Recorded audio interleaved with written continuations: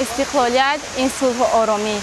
این شرافت استقلالیت است که ما آزادانه در کوچه‌های شهر برآمده سرگشت میکنیم. تاجیکستان آباد در این مدت 30 سال خیلی پیشروی‌ها شد. ما شاد از آنیم که در این دوره صاحب استقلالیت زندگی داریم. شاد از آنم که زاده استقلالیتم. استقلالیت از نگاه من یک بخشش خداوند است که برای مردم تاجیک بعد 1000 سال به مردم تاجیک تحفه کرد. استقلالیت یعنی به ما تنجی، صلحی، آبادی، زیبایی، گلگشکفایی، امانی را داد.